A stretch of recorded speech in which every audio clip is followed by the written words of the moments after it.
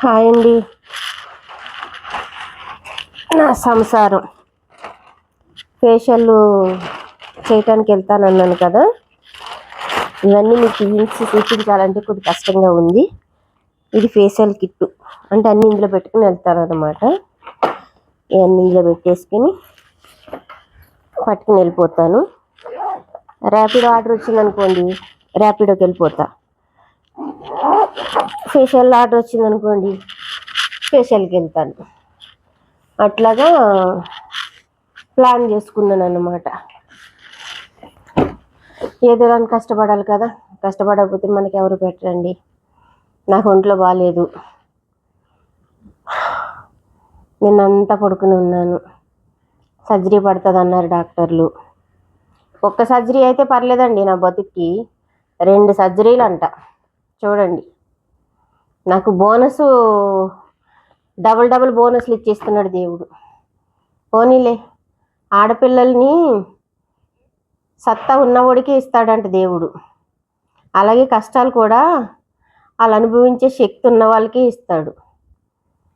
ఇప్పుడు నేను ఇది ఎందుకు చెప్తున్నానంటే, ఇన్ని సమస్యలు నేను భరిస్తున్నానని ఇస్తున్నాడా దేవుడు, లేకపోతే నేను చేసిన పాపాలా, లేకపోతే ఏమంటారు నేను పుట్టడమే పాపమా అనిపిస్తుంది. చేయలేకపోతున్నాను, కానీ నాకు ఆప్షన్ లేదు. ఎవరు చూడరు, ఎవరు పెట్టరు, ఎవరు పెంచరు. నా కొడుకు ఇచ్చేది ఉంది, కానీ వాడు ఇచ్చేది ఏంటంటే ఇట్లా దిష్టి తీసి పడేస్తాను చూసావా, అట్లా ఉన్నది. నిజంగా వాస్తవం. ఎందుకంటే 8,000 అండి నా ఇల్లు రెంటు. అంత ఇల్లు ఎందుకు నీకు అనుకోవచ్చు మీరు. ఈ సామాన్లన్నీ మా అమ్మాయివే, మా అమ్మాయికి ఇచ్చేసేయాలి. నేను నిన్న కాక మొన్న చెప్పాను, ఈ సామాన్లన్నీ ప్యాక్ చేసి పంపించేస్తాను అనేసి అన్న. నాకు ఎందుకంటే ఒక చిన్న రూమ్ తీసుకుంటే సరిపోతుందండి. నా బెడ్డు, బీరువా, ఫ్రిడ్జు, ఏసీ, నా పార్లర్ సామాను, ఇవి ఉంటే సరిపోతుంది. వాళ్ళు ఎట్లా ఆలోచిస్తున్నారంటే అండి, ఇప్పుడు నన్ను ఇలా టచ్ చేస్తే నేను వెళ్ళిపోయే వాళ్ళ ఇళ్ళల్లో ఉండిపోతాను అనుకుంటున్నారు. అది ఈ జన్మలో ఇంకా జరగదు. ఇక్కడ పగిలిపోయిందండి. పగిలిపోయినప్పుడు ఇంత కష్టం నాకు ఎందుకు చెప్పండి. నాకు స్పైన్ ప్రాబ్లం ఉంది, నేను ర్యాపిడో తిరుగుతున్నా. తర్వాత అందరినీ అని అనను, నేను చీర కట్టుకుని వెళ్దామని అనుకుంటున్నాను. ఎందుకంటే నేను ఈ డ్రెస్సు కంఫర్ట్గా ఉంటుంది డ్రైవింగ్లో అనేసి డ్రెస్సులు వేసుకుని వెళ్తున్నా. వాళ్ళకి ఏమనిపిస్తుందో తెలియట్లేదు కానండి, నిజంగా చాలా మిస్బిహేవ్ చేస్తున్నారు. అప్పుడు నేను చెప్తున్నాను, నాకు 3 మనవలు ఉన్నారు అని చెప్తున్నాను. అని అంటే వాట్ అంటున్నారు.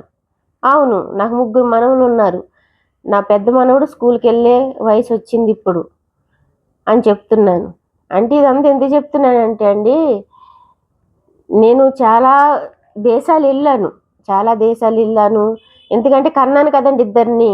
నా లైఫ్ నేను చూసుకోకుండా ఇద్దరిని కన్నాను. నిన్నెవడు కనమన్నారు అన్నారు, వాళ్ళు కన్నారు కదా. రేపు పొద్దున్న దేవుడు అనేవాడు ఉంటే దానికి చూపిస్తాడు, అందరికీ ఇస్తాడు గిఫ్ట్. నాకు ఇచ్చిన బోనస్ గిఫ్ట్లు వాళ్ళకి ఎందుకు ఇవ్వడండి. కానీ మా అమ్మని నేను అనలేదండి. మా అమ్మ మమ్మల్ని చాలా కష్టపెట్టి పెంచింది, సుఖపెట్టి ఎప్పుడు పెంచలేదు. ఈ వీడియో మా అమ్మకు కూడా పంపిస్తాను నేను. కానీ మా అమ్మ అంటే నాకు ప్రాణం అండి. మా అమ్మ అంటే నాకు చాలా ఇష్టం. ఆమె కొంచెం దురుసుగా మాట్లాడేస్తుంది అనేసి నేను కోప్పడతాను, కానీ అంటే అనకూడని మాటలు అనేస్తుంది, నాకు అవి గిట్టవు. కానీ మా అమ్మ అంటే ప్రాణం.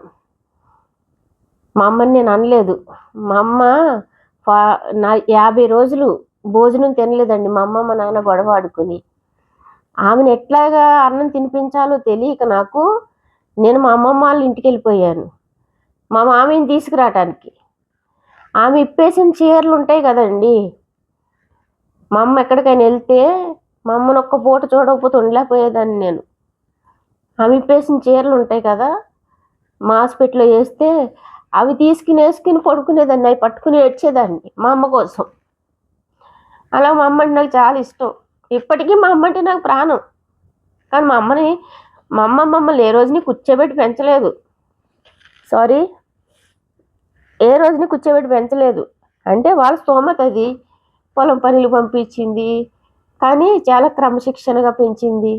కొట్టేదండి, బీభత్సంగా కొట్టేది. ఆమెని కాదని మేము ఎక్కడికైనా ఆటలకు వెళ్తున్నా, ఇంట్లో పనులు చేయకోకుండా ఏదైనా చేస్తున్నా బీభత్సంగా కొట్టేది. ఆమె కొడుతుందనేసి బాధ అనిపించేది, కానీ ఆమె అలా పెంచబట్టే ఈ రోజుని నేను ఇలా బ్రతకగలుగుతున్నాను. లేకపోతే అలాంటి మొగుడు, ఇలాంటి పిల్లలు ఉన్నందుకు ఇలాంటి సమాజంలో నేను బ్రతకగలుగుతానా చెప్పండి? బ్రతకలేను. నేను సౌదీ వెళ్ళానండి. అక్కడికి వెళ్తే అక్కడ వేరే రకంగా ఉంది, చేయలేకపోయినా వాపస్ వచ్చేసిన. ఆ అప్పు కట్టాలనేసి నా మొగుడు నన్ను వదిలేశాడు. కానీ పిల్లల్ని నేను వదులుకోలేదు. నిజంగా నా పిల్లలు ఆ రోజునే కనుక నువ్వు వద్దమ్మా మాకు, మేము మా నాన్నగారి దగ్గరే ఉంటాము అని ఉంటే అండి కథ వేరేగా ఉండేది. నిజంగా నాకు ఇన్ని హెల్త్ కంప్లైంట్లు రాకపోయి ఉంటుండే. ఇప్పుడు నాకు 2 సర్జరీలు పడతాయండి. 2 సర్జరీలు కూడా నేను గవర్నమెంట్ హాస్పిటల్లోనే చేయించుకుంటా డిసైడ్ అయిపోయాను. ఎవరిది నాకు రూపాయి వద్దు. ఎందుకంటే ఇది ఎందుకు చెప్తున్నానంటే, వాడి దగ్గర డబ్బులు ఇచ్చుకుంటున్నావు కదా అనొచ్చు. నేను కన్నాను అన్నంతకి ఇచ్చుకుంటలేదండి. నా జీవితాన్ని త్యాగం చేసేసానండి వాళ్ళిద్దరి కోసం. త్యాగం చేశాను. నేను అడుక్కుని పెంచానండి. ఒక జీన్స్ ప్యాంటు టీ షర్టు వేసుకుని ఈ హైదరాబాద్లో అడుక్కుని పెంచాను. ఇది చాలామందికి తెలియదు. ఏదైనా సరే నిజం అనేది నిర్భయంగా చెప్పొచ్చు, ధైర్యంగా చెప్పొచ్చు. నేను ప్రౌడ్గా చెప్తాను. ఒక జీన్స్ ప్యాంటు టీ షర్ట్ వేసుకుని నా పిల్లలకి ఇది పట్టుకెళ్తాను సార్ ఇస్తారా అనేదాన్ని. ఎందుకంటే నా పిల్లలకు మామిడి పళ్ళు తినాలని ఉంటుంది, నాకు డబ్బులు ఇవ్వండి సార్, నా పిల్లలకు మామిడి పళ్ళు కొనుక్కెళ్తాను అనేలాగా అడుక్కున్నాను. నేను అఫీషియల్గా అడుక్కున్నాను. అందరూ చింపు బట్టలు వేసుకుని అడుక్కుంటారు, కానీ నేను అలాగ అడుక్కోలేదు. ఈ రోజుని ఈ వయసులో ఈ హెల్త్ బాగోలేని పరిస్థితుల్లో ఈ బ్యాగ్ పట్టుకుని నేను తిరుగుతున్నాను. ఇంటింటికి తిరిగి నేను ఫేషియల్ చేసుకుంటున్నాను. ర్యాపిడో తిరిగి అడ్డమైన ఎదవలతోటి ఇక్కడ పట్టుకుంటున్నారు. బాధ అనిపిస్తుంది, కానీ తప్పదు. నేను ఎన్నుకున్న మార్గం అటువంటిది. ఎవరిళ్ళకి వెళ్ళి నేను పాసి పని చేయలేదు ఎప్పుడు. నా కోడలు అడుగు పెట్టిన తర్వాత చేశాను, కానీ చేయలేకపోయాను. సారీ. ఓకే అండి, సపోర్ట్ చేయండి ప్లీజ్. ఎక్కువ మాట్లాడేసాను.